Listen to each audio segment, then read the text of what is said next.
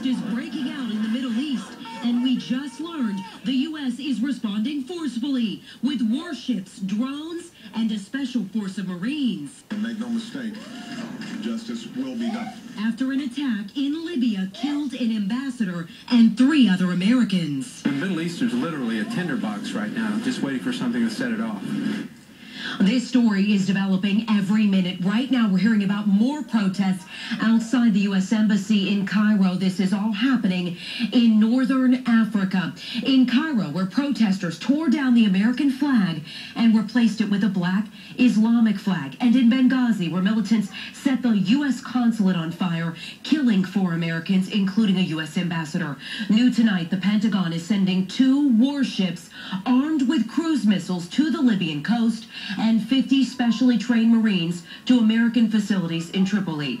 Now, Eyewitness News anchor Erica Bryant has been following every development coming into the Eyewitness newsroom. She just spoke with a former FBI director.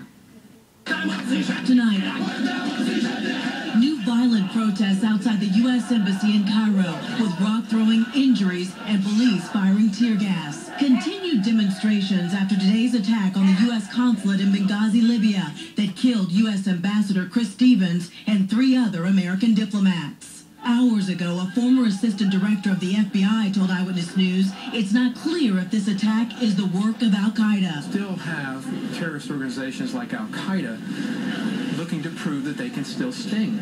And we've diminished their capability to hit here in the U.S., but they are very much capable of hitting us in their home turf. Some believe protesters angry over a film that ridiculed the Islamic prophet Muhammad carried out the assault. But right now, the U.S. is also investigating whether it was a terror strike to mark 9/11. But right now, I think there's a lot of intelligence operatives over there, intelligence agencies looking into this and determining exactly who was responsible for it, and I think we'll move quickly when we find out.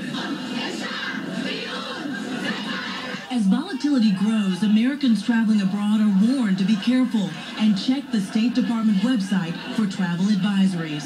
Erica Bryant, Eyewitness News on TV 64. Now, we also learned tonight not all the protests in the Middle East are anti-American. 400 demonstrators filled the streets of Benghazi today to condemn the attack on the consulate. Many of them held banners you see there saying no to terrorism and said the attackers do not represent the Libyan people. One protester said while he agreed with protecting the sanctity of the prophet, an assault on humanity is a terrible way to react to all of this. Now, here in Charlotte, Muslim leaders are also speaking out against the attack in Libya. Eyewitness News reporter Dan Torchman just spoke with the leader of the Islamic Center in Charlotte. Dan.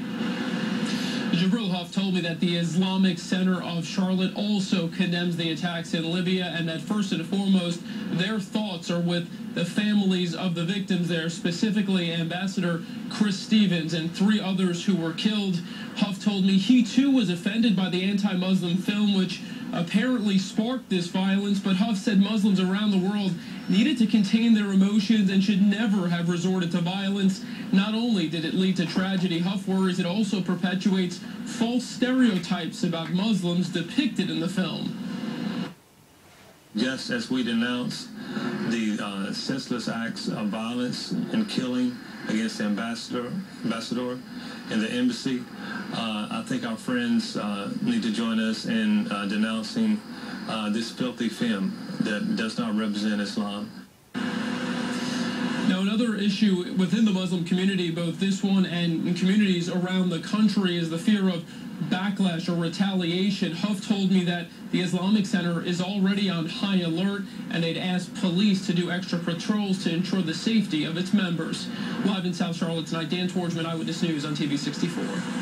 All right, Dan, thank you. Well, tonight some Democrats are blasting presidential candidate Mitt Romney for a statement he made right after the bombing. During the Cairo protests, the State Department expressed some sympathy for those who insulted by the anti-Muhammad video. Romney condemned the Obama administration for what he called a weak response. An apology for America's values is never the right course. Now, Democrats accuse Romney of politicizing the tragedy. President Obama said that Romney has a tendency to, quote, shoot first and aim later. Our Eyewitness News will, of course, stay on top of every angle of this consulate attack on air, online, at WSOCTV.com.